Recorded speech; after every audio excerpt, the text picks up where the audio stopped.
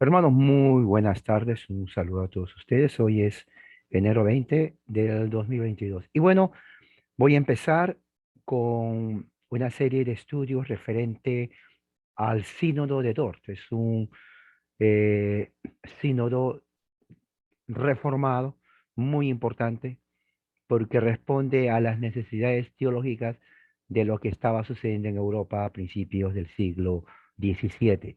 Y es fundamental porque en ese sínodo se responde a desafíos teológicos levantados por los discípulos de Jacobo Arminio, teólogo holandés.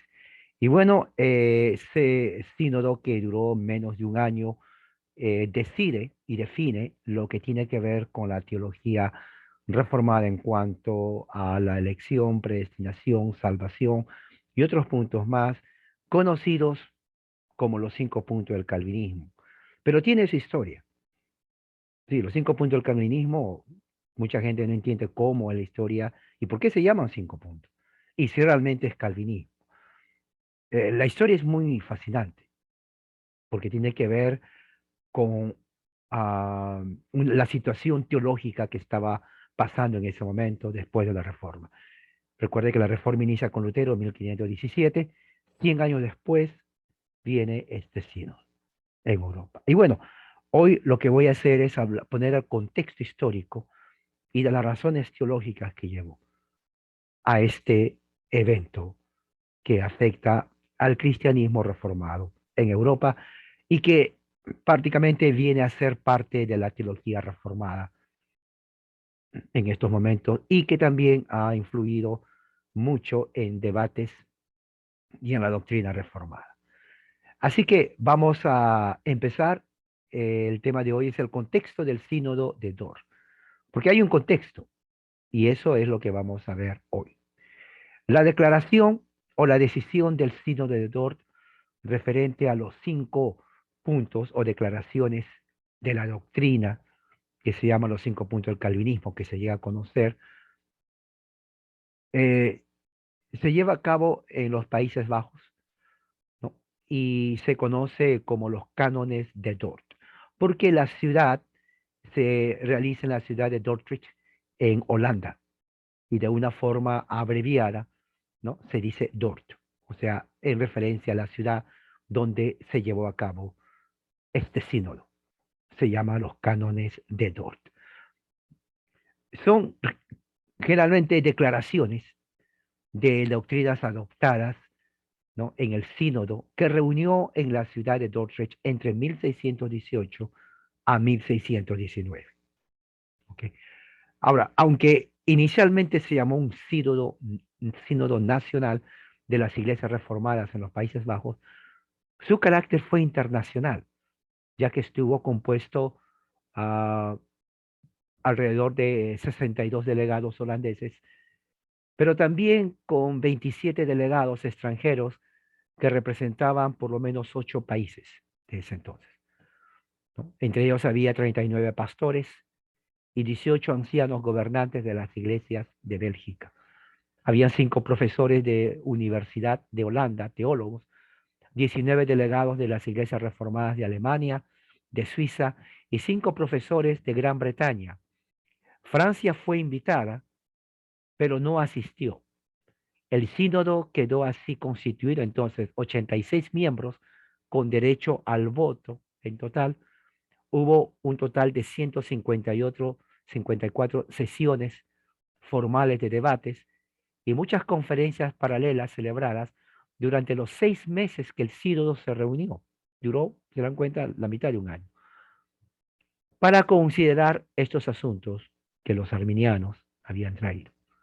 La última sesión del sínodo se celebró el 9 de mayo de 1619.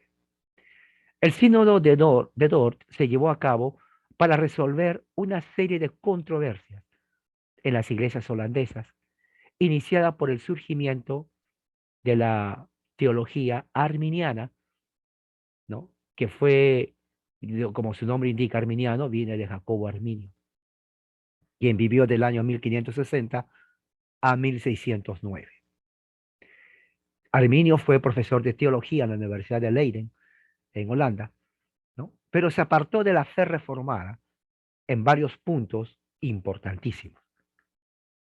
Los que se opusieron a los llamados remonstrantes, que eran los discípulos de Arminio, se les llamó los gomaristas en relación a su líder Francisco Gomarus, ¿no? Que era un teólogo holandés que defendía la fe reformada calvinista de una forma directa y rígida. Era inflexible en sus principios teológicos, el cual había sostenido una controversia teológica con Arminio.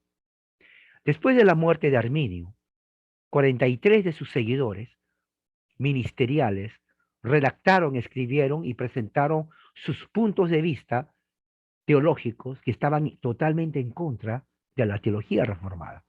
Se lo presentaron a los estados generales de los Países Bajos sobre 5 puntos entre, como protesta, ¿no?, a la reforma. Esto fue presentado en el año 1610. En este documento, y aún de una forma más explícita en escritos posteriores, los arminianos llegaron a los que se llaman los puntos remonstrantes. Y eran 5 puntos que ellos hablaban. Número 1, que la elección está basada en la fe previa o prevista de Dios. Quiere decir, la elección es basada en lo que Dios va a ver en el futuro, lo que los hombres van a hacer. Número 2, los méritos universales de Cristo. Número 3, el libre albedrío del hombre, debido a la depravación, es solamente parcial. O sea, a diferencia de la depravación total, ellos enseñaban una depravación parcial. Por eso defendían el libre albedrío. Número 4, la resistencia de la gracia. O sea, el hombre, ya que tiene el libre albedrío, puede resistir la gracia de Dios. O sea, en otras palabras, el hombre tiene poder sobre el poder de la gracia de Dios. Y número 5, la posibilidad de la caída de la gracia. O sea que, aun si el hombre es salvo, el hombre tiene la posibilidad de caer y perder su salvación. Esos 5 puntos son los puntos de los remonstrantes. Ellos querían que los estados generales revisaran las normas doctrinales de la Iglesia Reformada y que el gobierno protegiera sus propios puntos de vista minoritarios. Eso es muy importante, porque en ese entonces había la alianza entre Iglesia y Estado. Entonces los remonstrantes hacían algo que no era nuevo, pero querían obligar al Estado, al gobierno civil, a que proteja sus ideas doctrinales de los remonstrantes. Bueno, este conflicto, porque ya se creó un conflicto arminiano-calvinista, se volvió muy terrible, muy crítico, inclusive para la paz social, ya que en los Países Bajos casi estuvieron al punto de haber una guerra civil religiosa. Y fíjese, esto era entre protestantes y los remonstrantes. No tiene que ver nada la Iglesia Católica Romana. Entonces, para que se den cuenta cómo la religión tiene influencia tremenda en la política también. Y el hecho de que la religión y la política estaban entrelazados, como ya hemos visto anteriormente, en Europa en ese tiempo, era increíble. Porque como vemos aquí, los teólogos remonstrantes armenianos estaban exigiendo a los estados generales de Bélgica que ellos participen apoyándolos a ellos. Bueno, la cosa no era fácil, porque los seguidores de la reforma se enfrentaron a muchas veces peleas físicas con los otros. O sea, teología se volvió prácticamente un aspecto político violento. Y es triste, porque no había nada que enviar. Oiga, si se está hablando de algo teológico, ¿por qué no debatirlo en ese nivel teológico? Pero no, se llegó a la violencia social al punto que iba a haber una guerra civil. Ahora, esto no es nuevo, porque durante la historia del cristianismo vemos esto, ¿no? Eso empieza inclusive desde antes de Constantino. Pero la historia es muy larga para hablar de esos detalles. Más adelante se puede hablar. ¿Qué es lo que sucede? Como consecuencia de eso, en 1617, los estados generales votaron 4-3 para convocar un sínodo nacional. para abordar ese tema de los arminianos. El sínodo entonces se celebró en 154 sesiones formales durante un periodo de 7 meses. Las sesiones de apertura trataron sobre una nueva traducción holandesa de la Biblia, un catecismo y la censura de libros. Luego el sínodo convocó a los representantes de los remonstrantes, o sea, sus representantes teólogos, y para que ellos puedan expresar sus creencias, que traigan al sínodo qué es lo que están creyendo ellos. Pero los remonstrantes se negaron a aceptar las reglas establecidas por el sínodo. Y finalmente, después de crear tanto problema, indisciplina, ¿no? Y crear un ambiente hostil, fueron expulsados del sínodo. 13 teólogos arminianos, encabezados por Simón Episcopos, utilizaron tácticas para retrasar el trabajo del sínodo y dividir a los delegados. O sea, su táctica era prácticamente terrorista, prácticamente eran los comunistas de ese tiempo. O sea, no eran honestos, eran personas que estaban utilizando métodos delincuenciales para crear un caos. Entonces, bajo el liderazgo de Johannes Bogerman, los arminianos fueron despedidos. O sea, el sínodo se cansó de su falta de respeto, de su violencia, ¿no? De su falta de disciplina, y fueron expulsados del sínodo. Luego el sínodo se desarrolló lo que se conoce como los cánones, ¿no? Rechazaron completamente la protesta de los remonstrantes de 1610 y expusieron desde un punto de vista bíblico la doctrina reformada de los que se viene a conocer los 5 puntos calvinistas. Estos puntos fueron debatidos en esos 6 meses. Entonces, ¿cuáles son esos puntos? Número 1, la elección incondicional. Número 2, la expiación limitada. Número 3, la depravación total. Número 4, la gracia irresistible. Y número 5, la perseverancia de los santos. Aunque estos puntos no abarcan todo el alcance de la teología reformada en realidad, se consideran más bien como respuestas o las 5 respuestas a los 5 errores arminianos, que sería lo más práctico y lo más técnico de decir.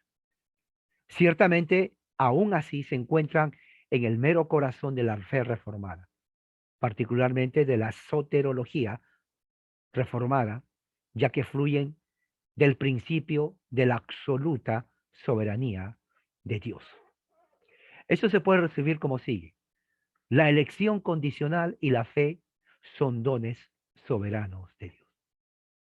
Número 2, si bien la muerte de Cristo es abundantemente suficiente para expiar los pecados de todo el mundo, su muerte es eficaz desde el punto de vista soterológico a los elegidos solamente. Número 3, todos están totalmente depravados y corrompidos por el pecado que no pueden efectuar ninguna parte de su salvación, a diferencia de los remonstrantes y arminianos que creen que el hombre esté depravado, pero parcial. Número 4, en la gracia soberana Dios llama irresistiblemente y regenera a los elegidos a una vida nueva, a diferencia de los arminianos que dicen que el hombre puede resistir la gracia de Dios. La doctrina reformada enseña que nadie puede resistir la gracia de Dios. Los elegidos se someten a la gracia de Dios de una forma voluntaria porque están elegidos a una vida nueva. Y el último, número 5, los que se salvan así, Dios los guarda. No pierden la salvación. Los guarda para que perseveren hasta el fin. No pierden la salvación. Aunque se vean afligidos por muchas debilidades mientras procuran hacer segura su vocación y elección. O sea, no enseñamos que el hombre puede perder la salvación. Puede haber momentos de prueba y tal vez uno se siente desanimado porque somos seres humanos, no hay perfección. Pero no es o no significa que el hombre, que el llamado, que el predestinado pierde su salvación. En pocas palabras, podemos decir que el tema de los cánones es la gracia soberana concebida, la gracia soberana merecida, la gracia soberana necesaria y aplicada y la gracia soberana preservada por Dios mismo. Aunque formalmente los cánones tienen solo 4 secciones, porque el 3 y el 4 estaban juntos, hablamos propiamente de 5 puntos o encabezamientos de la doctrina, porque los cánones fueron estructurados de una forma para corresponder a los 5 artículos de la protesta de los arminianos de 1610. La sección tercera y cuarta se combinaron de una forma deliberada en una sola, ya que los teólogos de Dort las consideraron inseparables. Por lo tanto, se designan como encabezamientos de la doctrina 3 y 4. Los cánones tienen un carácter especial por su propósito original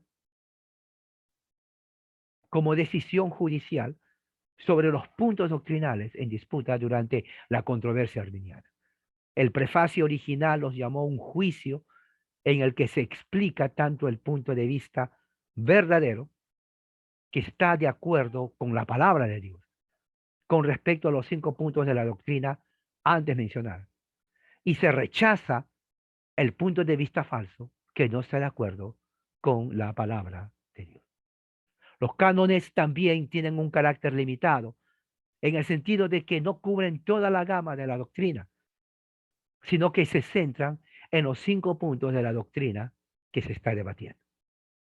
Cada uno de los encabezamientos principales consta de una parte positiva y de una parte negativa, siendo la primera una exposición de la doctrina reformada sobre el tema. La segunda parte es un repudio de los errores arminianos correspondientes a los puntos de los remonstrantes. En total, los cánones contienen 59 artículos de exposición y 34 repudiaciones del error. Los cánones forman un documento notablemente bíblico y equilibrado sobre las doctrinas específicas expuestas. Son únicos por ser la única forma de unidad compuesta por una asamblea eclesiástica y por representar un consenso de todas las iglesias reformadas de su época, que es a principios del siglo XVII.